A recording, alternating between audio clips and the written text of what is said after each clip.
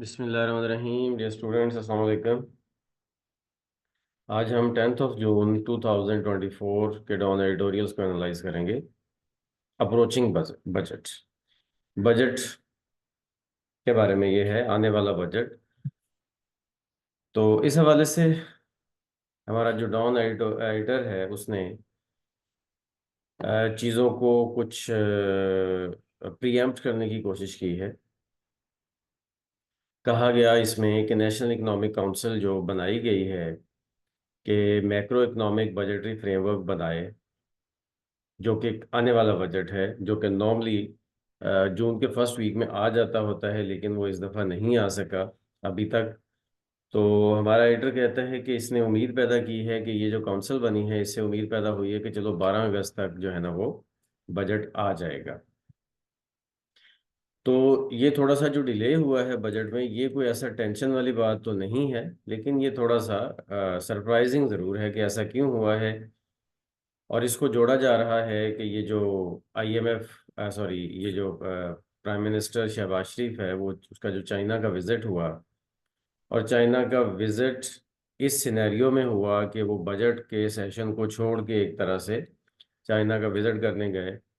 तो ये एक सोचने वाली बात है कि ऐसा क्यों हुआ कि वो बजट वाली सारी चीज़ों को पोस्टपोन करके, लिंगर ऑन करके, डिले करके वो गए। शायद इसमें कोई इससे रिलेटेड भी कुछ चीज़ें थी। बहरहाल वो एडिटर कहता है कि इसमें एक र्यूमर्स हैं कि शायद जो आईएमएफ ने जो पाबंदियां बजट में लगाने के लिए कहा है, जो टैक्स लगाने के लिए कहा है, डायरेक्ट टैक्सेस, इनडायरेक्ट टैक्सेस, और प्लस जो है वो चीज़ों की कीमतें बढ़ाने के लिए कहा है, स्पेशली इलेक्ट्रिसिटी की।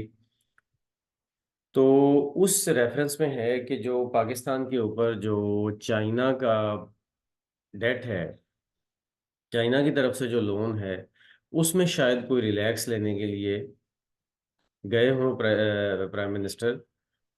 लेकिन बहरहाल अभी तक ये बात क्लियर नहीं हुई।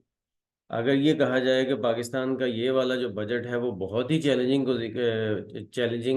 कंडीशंस में है, तो शायद ये वाली बात भी छोटी बात है। ये चैलेंज से भी बड़ा चैलेंज है इस दफ़ा बजट पेश करना, क्योंकि पाकिस्तान की मैक्रो इकोनॉमिक कंडीशंस बहुत ही वल्नरेबल हैं, और कोई भी इसमें इस वक्त आवाम को रिलीफ देने और हुकूमत के लिए कुछ सुख का सांस आने में कोई लगता नहीं है कि कोई ऐसा आगे कोई अच्छी पॉजिटिव चीज़ आ रही है।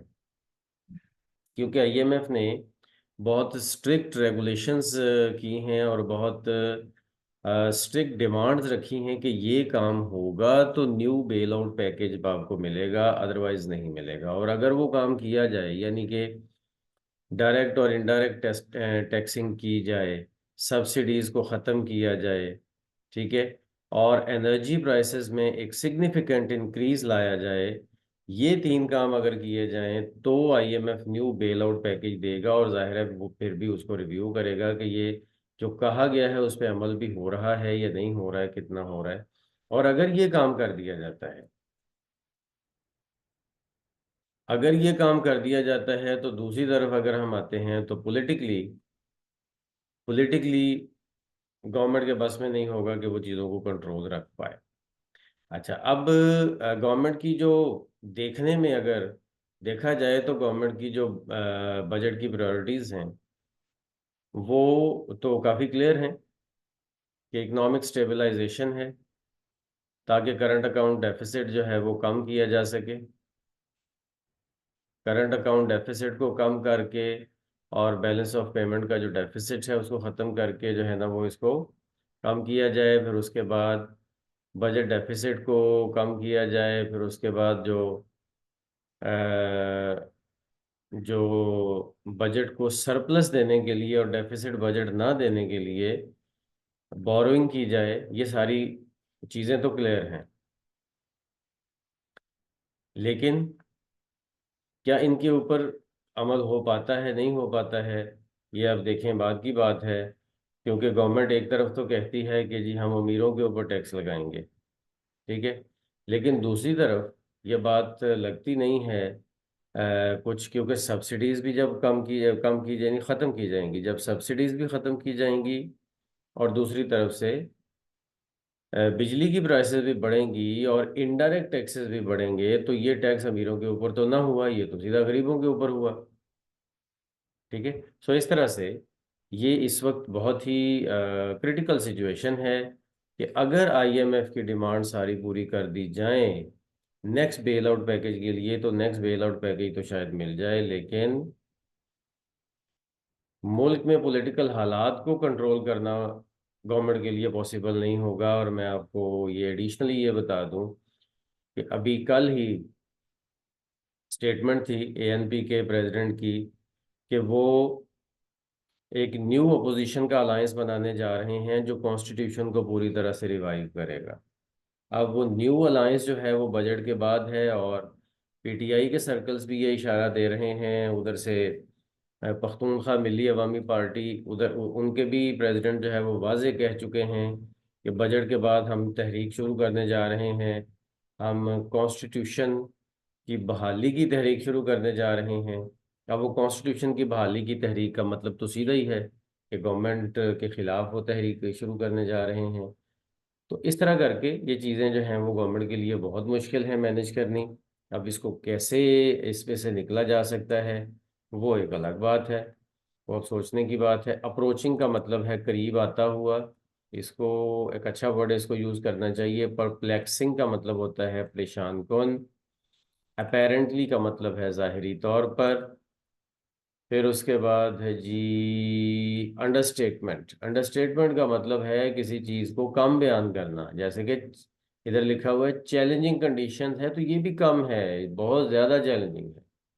वल्नरेबल, कमज़ोर, गैर महफूज, जो जल्दी अटैक हो सकता हो। अफ्लुएंट का मतलब अमीर, अमीर लोग। ड्वेंडलिंग का मतलब लड़खड़ाती हुई। ये कुछ वर्ड्स हैं जो कि आप यूज़ कर सकते हैं अपने राइटिंग्स में। सेकंड आते हैं तो सेकंड एडिटोरियल हमारा है अ फ्रेश स्टार्ट। ये जो प्राइम मिनिस्टर, इंडिया का प्राइम मिनिस्टर नरेंद्र मोदी, उसने तीसरी दफ़ा प्राइम मिनिस्टर का जो ओथ लिया है, तो उस हवाले से है।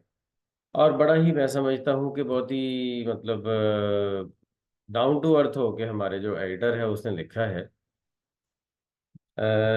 और लगता यही है कि बहुत ही मोदी के बारे में बहुत ही पॉजिटिव सोच के लिखा है, हालांकि वो इतना पॉजिटिव है नहीं। लेकिन बहरहाल इसमें जो एडिटर ने लिखा है कि क्या मोदी जो है वो अपना पाकिस्तान के हवाले से दोस्ती पैदा करने के लिए, साउथ एशिया में एक पुरअमन में माहौल पैदा करने के लिए, क्या मोदी अपनी पॉलिसी में चेंज लाएगा या नहीं लाएगा, ये है एक सबसे बड़ा क्वेश्चन।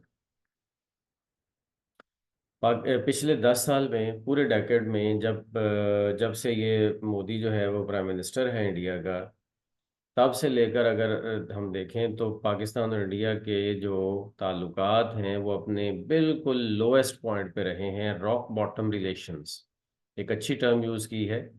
रॉक बॉटम रिलेशंस का मतलब है सबसे कम सतह पर ये रहे हैं। और उसमें फिर इंडिया ने 2019 में बालाकोट वाला मिस एडवेंचर भी किया, और फिर कश्मीर को भी, कि जो उसकी लिमिटेड इंटरनल ऑटोनॉमी थी उसको ख़त्म करके उसको हड़प कर लिया, उसको साथ मिला लिया। तो ये वाला जो है ना वो एक बहुत ही मतलब पाकिस्तान और इंडिया के रिलेशंस में बहुत ही डाउन वाला पॉइंट था, कि जब वो सबसे कम रिलेशंस थे और शायद जंग के करीब पहुंच गए थे। अच्छा, अब दूसरी तरफ अगर देखा जाए तो बीजेपी और आरएसएस, राष्ट्रीय सेवक संघ, बेसिकली आरएसएस जो है ना ये एक पुरानी हिंदू नेशनलिस्ट तहरीक है, जो हिंदू राइट विंग की पार्टी है। वो आइडियोलॉजिकल पेरेंट है बीजेपी की।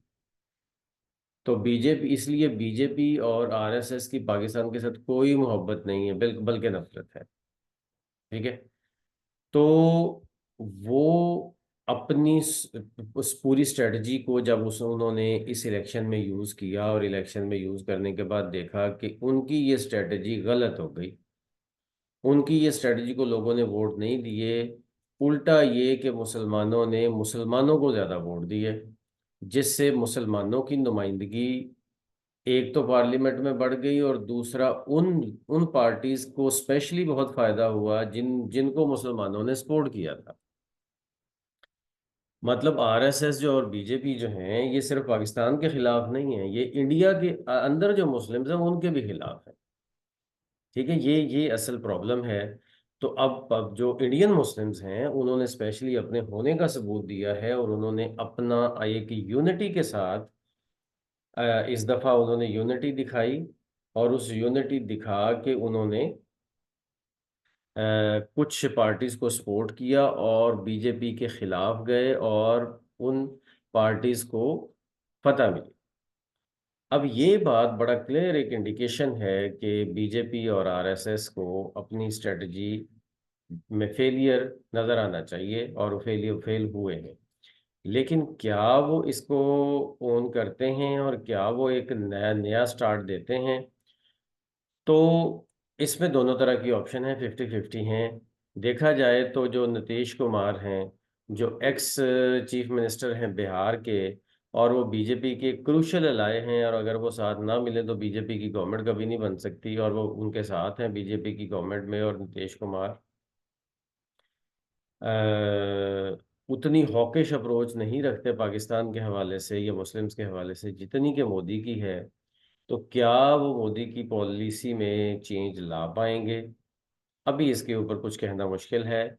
डिप्लोमेटिक ऑब्जर्वर्स कहते हैं कि शायद वही वाला स्टेटस को बरकरार रहे पाकिस्तान के हवाले से, कि नीदर वॉर नॉर पीस, मतलब ना ही अमन रखना है और ना ही जंग करनी है, बस हालात तनाव का शिकार रहेंगे। तो होना ये चाहिए, पाकिस्तान के जो फॉरेन ऑफिस हैं उन्होंने खैर एक उम्मीद का इजहार किया है कि इंडिया एक अच्छा कंड्यूसिव एनवायरनमेंट बना लेगा, एक अच्छा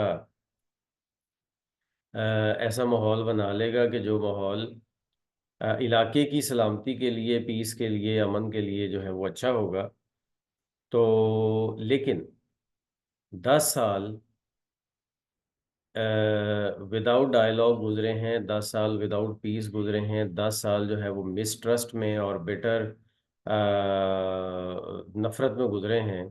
तो क्या वो अचानक से ये चेंज आ जाएगी? तो लगता तो मुश्किल है, लेकिन अब ये डिपेंड करता है कि कितना वो स्टडी कर पाते हैं मोदी एंड हिज पार्टी, कि वो न्यू इलेक्शन में आगे क्या हो क्या ना हो उनके साथ।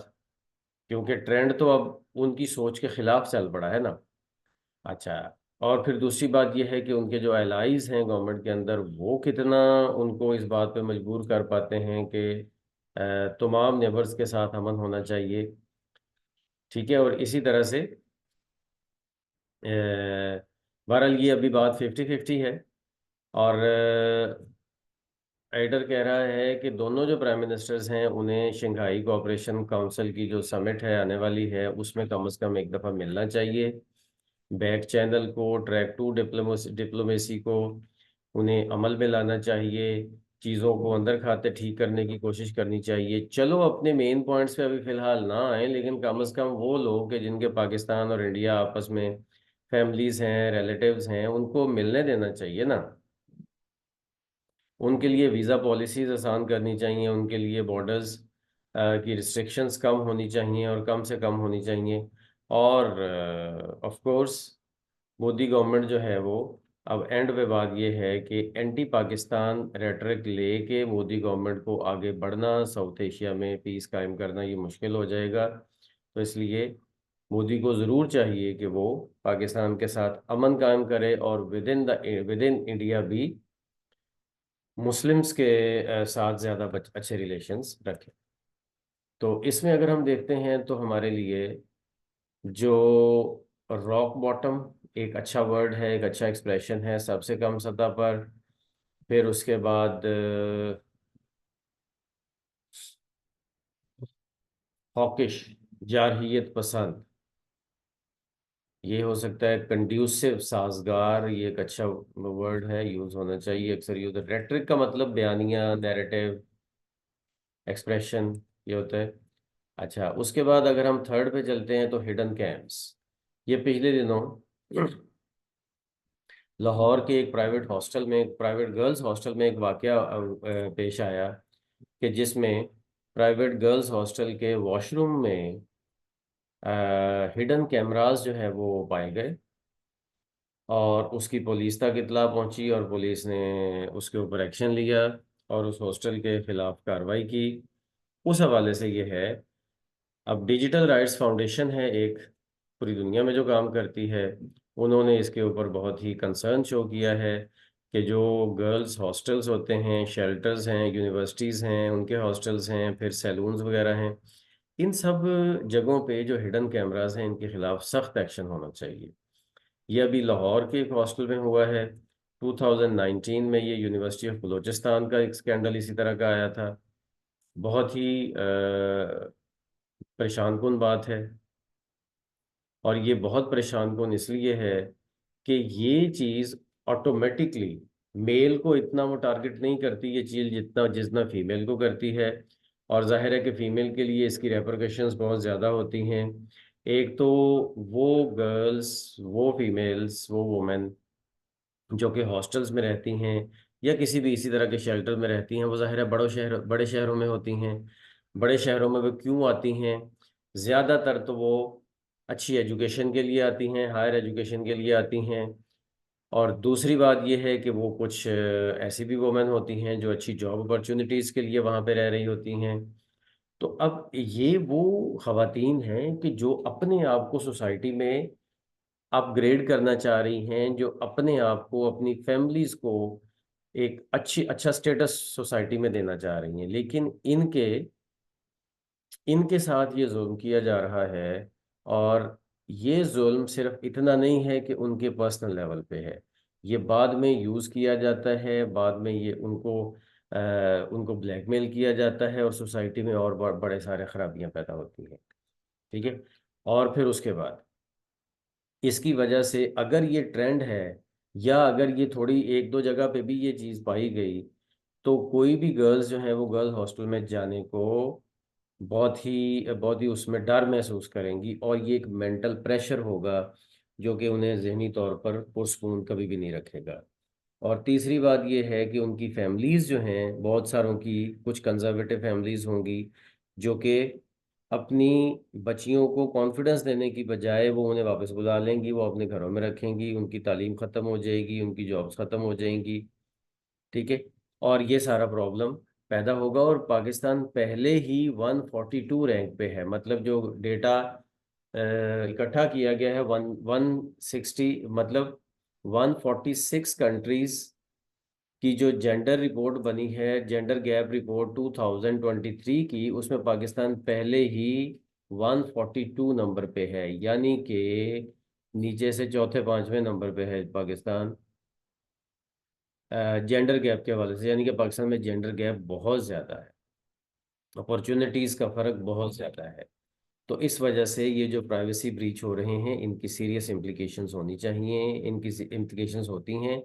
और पुलिस का इसके ऊपर जब भी इस तरह का कोई वाक़या हुआ है, पुलिस का इसके ऊपर रद्द-ए-अमल कभी भी एडिक्वेट नहीं रहा, कभी भी स्टर्न नहीं रहा, कभी भी सख्त नहीं रहा, जिससे शो होता है कि पुलिस की बैकिंग अगर इस सारे अमल को हासिल नहीं है, तो कम से कम इतना ज़रूर है कि पुलिस इस सारे अमल को इग्नोर ज़रूर करती है, जिसकी वजह से मज़ीद ख़राबियाँ पैदा होती हैं। और ज़ाहिर है कि ये पॉलिटिकली मोटिवेटेड या कुछ और इस तरह के बिजनेस मोटिवेटेड लोग होते हैं जो ये काम करते हैं और पुलिस को भी पैसे खिलाते हैं। ठीक है? तो बहरहाल ये है कि डीएफआर जो है, डिजिटल राइट्स फाउंडेशन, उसने साइबर हरेसमेंट की जो हेल्पलाइन है, उसकी साइबर हरेसमेंट की जो हेल्पलाइन है उसमें 16,849 कंप्लेंट्स आई हैं, जिसमें से 58.5% वुमेन की हैं। यानी कि 50% से ज़्यादा वुमेन हैं जिनको ये साइबर हरेसमेंट के हवाले से तंग किया जाता है और सीसीटीवी कैमरास और इस तरह के जो हैं वो सीक्रेट कैमरास लगाए जाते हैं। ये कल्चर ख़त्म होना चाहिए पाकिस्तान में। और स्पेशली वुमेन की जो प्राइवेसी और डिग्निटी है उसको अच्छे तरीके से एक उसको इसको कवर मिलना चाहिए। उनकी ज़िंदगी, उनकी स्टडी और उनके हर तरह के वर्क और हर चीज़ को विदाउट एनी फ़ियर वो जारी रख सकें। और इस हवाले से जो अच्छे वर्ड्स हैं, वो जी, एक तो डिमिनिश का मतलब है कम करना, दूसरा परवेसिव एक अच्छा वर्ड है, Ghalib, covering all the things, और फिर रेपरकशंस का मतलब उसके नताइज, स्पेशली ये नेगेटिव नताइज के लिए यूज़ किया जाता है। प्रोफाउंड का मतलब गहरा, ये भी एक अच्छा वर्ड है। फिर उसके बाद है स्ट्रिंजेंट, सख्त इकदामात, कानूनी इदारों की तरफ से जो होते हैं उनके लिए अक्सर ये यूज़ किया जाता है। तो इसके साथ ही हमारी आज की डिस्कशन कंप्लीट होती है। मिलते हैं नेक्स्ट डिस्कशन में। अल्लाह हाफिज़।